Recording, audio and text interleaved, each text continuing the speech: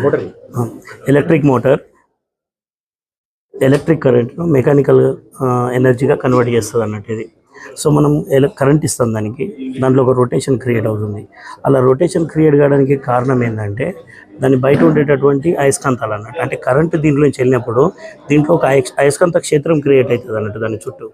ఆ అయస్కాంత క్షేత్రం బయట ఉండేటటువంటి రెండు మ్యాగ్నెట్ల అయస్కాంత క్షేత్రంతో కోయిన్సైడ్ అయినప్పుడు ఒక ఫోర్స్ క్రియేట్ అవుతుంది. దాన్ని మ్యాగ్నెటిక్ ఫోర్స్ అంటాం.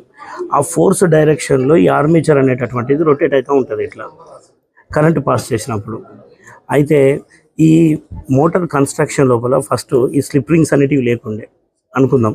స్లిప్ రింగ్స్ లేకపోతే ఏమవుతుంది, ఇప్పుడు మనం కరెంటు కనెక్షన్ ఇచ్చినాం ఇట్లా వైర్లతోటి. ఇప్పుడు కరెంటు అప్వర్డ్స్ వెళ్తుంది, మళ్ళీ డౌన్వర్డ్స్ వస్తుంది. అప్వర్డ్ వెళ్ళినప్పుడు ఏమవుతుందంటే కరెంట్ అనేటప్పుడు అప్వర్డ్ వెళ్ళినప్పుడు అప్వర్డ్ ఫోర్స్ క్రియేట్ అవుతుంది మనం థంబ్ రూల్ ప్రకారం తీసుకుంటే. మళ్ళీ డౌన్వర్డ్స్ వచ్చినప్పుడు డౌన్వర్డ్ ఫోర్స్ క్రియేట్ అవుతుంది. అలా అప్వర్డ్ డౌన్వర్డ్ ఫోర్స్ వల్ల ఇది రొటేషన్ అవుతూ ఉంటుంది అన్నట్టు.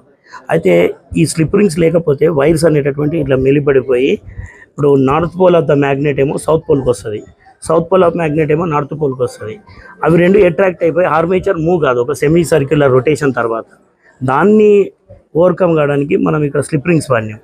ఈ స్లిప్ రింగ్స్ ఏవైతే ఉన్నాయో అవి ఇట్లా ఎలక్ట్రికల్ వైర్కు ఇట్లా కాంటాక్ట్లో ఉంటాయి అన్నట్టు. ఈ స్లిప్ రింగ్ తిరుగుతుంది కానీ డైరెక్షన్ ఆఫ్ కరెంట్ అనేటటువంటిది చేంజ్ కాదు. Same upward direction downward direction కాన్స్టాంట్గా ఉంటుంది దాంట్లో. అలా కరెంట్ అప్వర్డ్ వెళ్ళినప్పుడు అక్కడ నార్త్ పోల్ క్రియేట్ అవుతుంది యాంటీ క్లాక్ డైరెక్షన్ వల్ల. సో నార్త్ రెపల్స్ అయిపోయి అప్వర్డ్ ఫోర్స్ క్రియేట్ అయ్యి ఇది రొటేషన్ స్టార్ట్ అవుతుంది.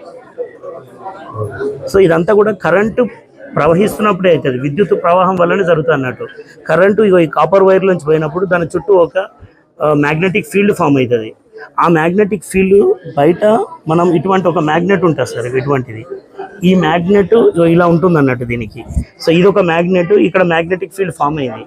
ఆ రెండు అయస్కాంత క్షేత్రాలు కోయిన్సైడ్ అయితే కలుస్తాయి. అలా కలవడం వల్ల ఒక అయస్కాంత శక్తి క్రియేట్ అవుతుంది, మ్యాగ్నెటిక్ ఫోర్స్. ఆ ఫోర్స్ వల్ల ఇది రొటేట్ అవుతుంది అన్నట్టు. అంటే ఇప్పుడు దీని రొటేషన్ డిసైడ్ చేసేది ఏంటి అంటే ఎంత కరెంటు పాస్ చేస్తున్నాం, ఎంత మ్యాగ్నెటిక్ ఫోర్స్ ఇస్తున్నాం, అంటే లెంత్ ఆఫ్ ద కండక్టర్ ఎంత ఉంది. దానికోసం మనకు అక్కడ రెండు ఈక్వేషన్స్ ఇచ్చినాడు. F=ILB అని ఒకటి ఇచ్చినాడు, F=BVQ అని చెప్పేసి ఇంకొక ఈక్వేషన్ ఇచ్చినాడు. BVQలోనేమో number of charges moving through the magnetic field and length of the conductor present in magnetic field F=ILB. ఇవి రెండు ఈక్వేషన్స్ వల్ల తోటి మనం